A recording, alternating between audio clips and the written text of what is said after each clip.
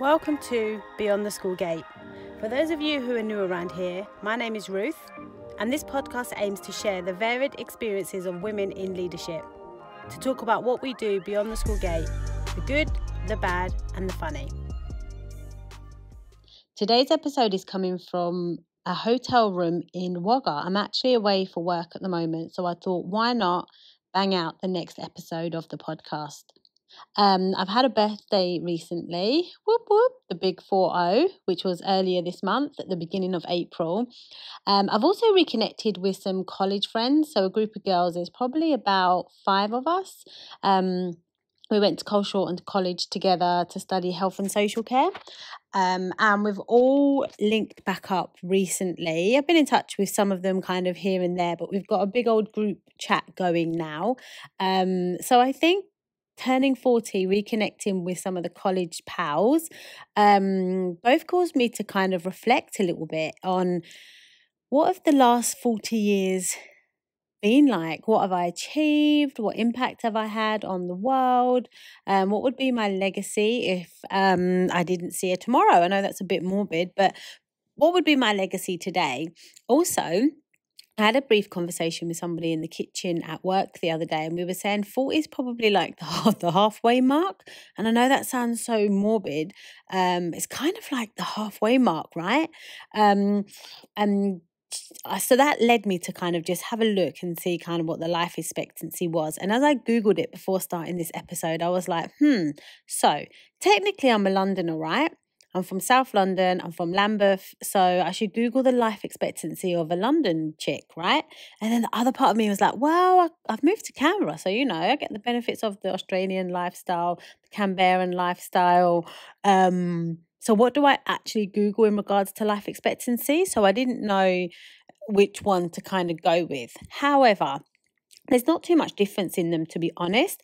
I think the life expectancy for a woman in the part of town of London that I lived in was around 83. And the life expectancy for a woman in Canberra was 86. So three extra years. So, so I was like, wow, it is coming up to, if not that kind of halfway mark, right? So I kind of just wanted to have a little bit of reflection and think about what have those 40 years been like for me. I spoke a little bit in previous episodes about the unconventional path that I took to motherhood. So if you haven't listened to that episode, please go and listen to that one after you've listened to this one, where I just talk a little bit about my journey to motherhood. It's called Pregnant at 17. That's when Ahmed and I first fell pregnant with our daughter. So yeah, go and check that one out. That will give you a little bit more of a background in regards to the unconventional path that I took to motherhood. But in this episode, I wanted to more put the spotlight on what would you tell your younger self. So I did a poll on Instagram recently asking people that exact question, and I wanted to just go through some of the topics that people had put up, because I think it's really interesting. And as I was reading through them, I was kind of thinking a lot of them are not too late. Like, if you want to still do this, you can still do this. So there may be a few that I just choose and say, I'm actually going to focus on some of those for the next year and see how that goes for me. I think it's never too late to make a change. It's never too late to approach things in a different way, and it's never too late to try something different. So the first one, somebody had mentioned marry her earlier. So he was obviously talking about a relationship that he had, and that he didn't marry his wife earlier, and he wished that he did. So some reflection there, which I thought was a really, really sweet response. One of the other ones that stood out for me, it will all work out. I think, how many times have we wondered, what if this, what if that, what if I don't do this, what if I don't do that, what if I do this and it means that? There's so many kind of what ifs. And this person just said that they would tell their younger self it will all work out. And I really like that. It was positive, it was reassuring, and it was uplifting that you will be okay, and you have enough in you to make sure that it's okay. or for you to end up okay in the end. So again, I thought, what an awesome thing to tell your younger self. And I don't know if I've got any young listeners listening to the podcast, but if I do, I think some of these messages, I just have a think about how you look at your life and what you think about the future for your life. And just think if any of these tips ring a bell for you as well. Somebody else said, don't settle for anything but perfect. And I thought that was so interesting. I really kind of wanted to unpick. It was a poll, right? So there's no real conversation around it. Wish there was, but, Instagram #limitations. I wanted to have a chat with that person and just find out a little bit more about that, because I'm kind of on the fence with that one. I think the word perfect, I'm a bit like, does perfection really exist? And perfection is in the eye of the beholder, right? And then the other part of me thinks that if you don't go through some of your challenges, if you don't go through the lows, how do you then appreciate the highs? And if you only have perfection around you, would you appreciate that? I don't know. Would you feel that it's perfection because that's all you have around you? And also, I'm assuming they were talking about relationships, but I can't put words into people's mouth. And I was also thinking, if it is, the previous relationships you've had would have set you up for the person that you're with now. So all those previous relationships or a previous relationship that you've had and what you've learned from that has made you the person that you are now, which has made you the person that the person you're with wants, if that makes sense. So you could have been a completely different person if you hadn't kind of kissed a few frogs to get to where you are now.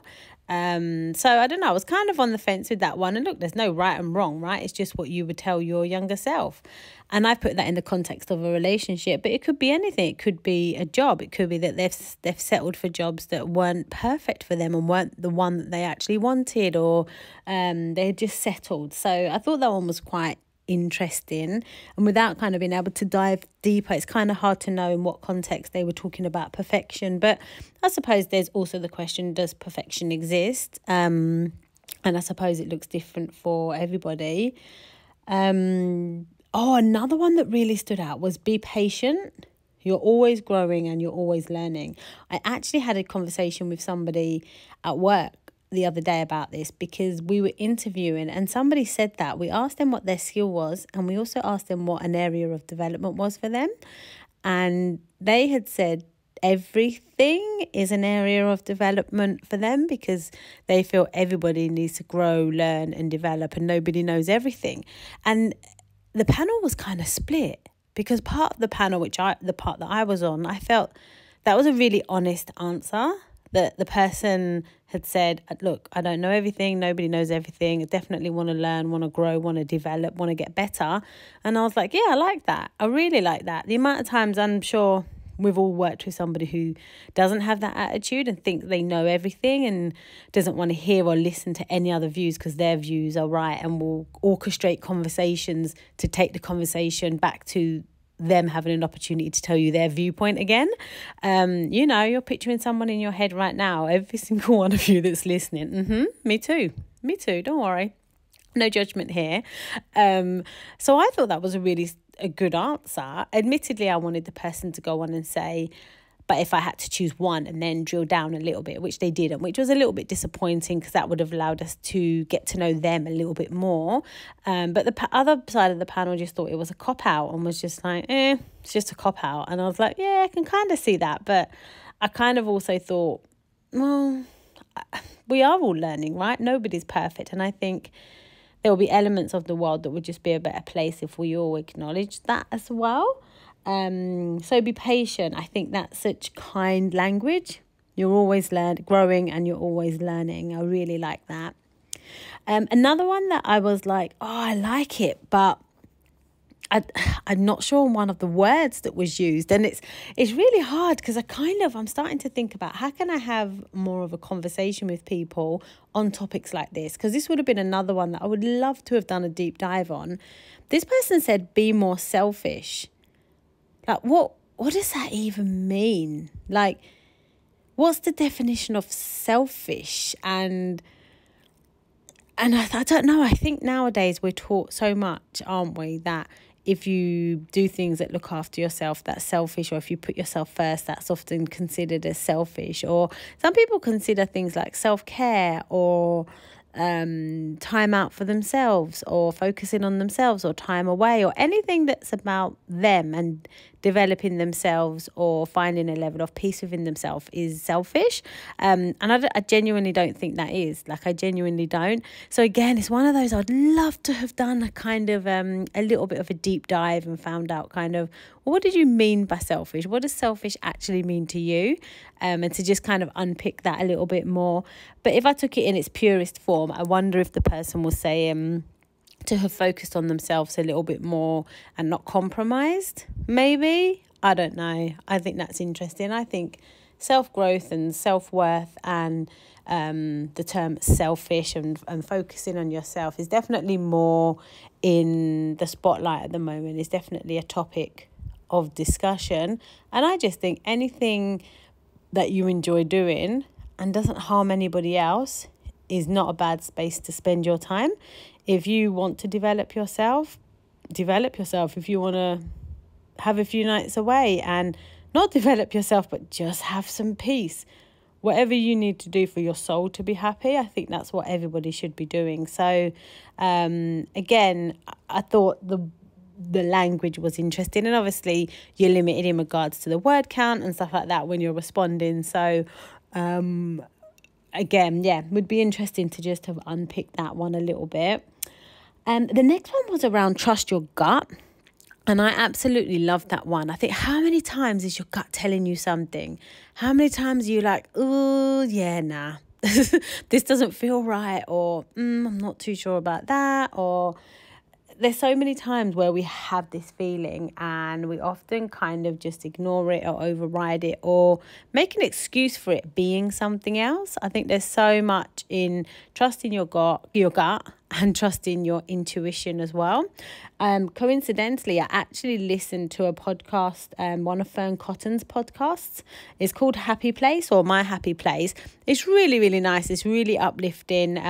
It's pretty awesome. I really enjoy it. They're short, sharp podcasts I listen to in the car in between my crime. So what I try and do is try and balance it out. So I'll listen to a crime podcast. I'll get scared. I'll be shook. Then I'll try and listen to something nice to make my soul feel restful and peaceful, so then I'm not scared. And then, I go a bit of back and forth. So I listened to My Happy Place, or Happy Place by Fern Cotton. And she recently had a guest on there that was talking about intuition, and that we often have so much intuition, but we just dull it down, or we don't tap into it. Or we just kind of poo-poo it. So I really like that one. Trust your gut and trust your intuition. Yeah, I would definitely agree. That's probably something I would tell my younger self, and actually could lead into some of the other things that other people have said, like don't settle for anything perfect. I wonder if that person's gut was telling them something at that time and they maybe didn't listen to it. So I think some of these are definitely linked together as well. And the last one is me more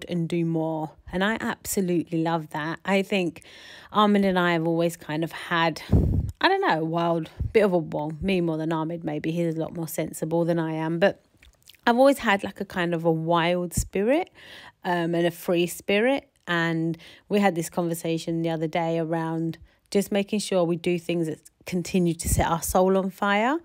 The move to Australia was always a massive, massive goal for us as a couple. And kind of now we've done it. We've been here 3 years and we're all set up in our jobs and we've bought our home and we're settled and Junaid is settled in school, etc., etc. It can be really easy to just not do the things that set your soul on fire and just keep doing like the status quo and the usual stuff. So something we were actually talking about this weekend, about making sure that we continue to do stuff that sets our soul on fire, be that traveling, be it just doing things that are kind of outside of the box. So I really like that one. I think this month, Aries season, whoop whoop, has definitely been a month of reflection for me. I think I'm so grateful and I'm so fortunate for the life that I have, and I genuinely, and I know it's so cliche because it's it's almost like the phrase of the phrase of the internet, but I genuinely am living my best life. I'm so happy. I've got a job that I love. I've got a great group of friends here and in the UK. I've got an amazing family. Like, I've got my health. I really, really am in a good place, and I'm so happy we made the move to Australia. I can't believe it's been 3 years, but I just think sometimes it's good. Like, for me, it was my 40th birthday. I'm reconnecting with my college pals. That really was a catalyst for me to kind of have this pause moment and more moment of reflection. But it doesn't have to be a birthday. Take 5 minutes out on your way into work. Have a think. What have you done and gone through and experienced and just gone through in your life, whatever age you are, and what do you want the next chapter to look like? I think that I'm really thinking about my next chapter. Something that also came up in the Fern Cotton podcast, where she said for her, success and fun was loads of friends, drinking every night, and going to loads of parties. And that for her was a good time. And now she just wants peace. And I was like, that's it. What I want is just peace of mind. I want an easy life, a peaceful life. And I think I don't have a natural spirit that's quite a peaceful spirit. Like, I'm quite a busy person. So I think the fact that resonated with me so much, I was like, I think for me, the next 5 years is going to be focusing on how do I get a little bit more peace, inner peace, just peace across my whole life, and how do I give those in my life peace as well, because I'm hard work at times. Hopefully I've given you guys a little bit of food for thought in regards to unconventional paths in life. What would you tell your younger self? And actually, there is no blueprint for life. As long as you're happy and you treat people nicely and kindly with respect, and you're nice to people and you try your hardest at things, there's no blueprint. We're all just trying to figure this thing called life out. So yeah, thank you so much for listening.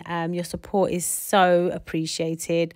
This is a creative outlet, something that I'm really, really enjoying, and just receiving some of your messages and your words of encouragement really does mean a lot to me. So without further ado, I will bid you farewell, and I shall see you on the next one.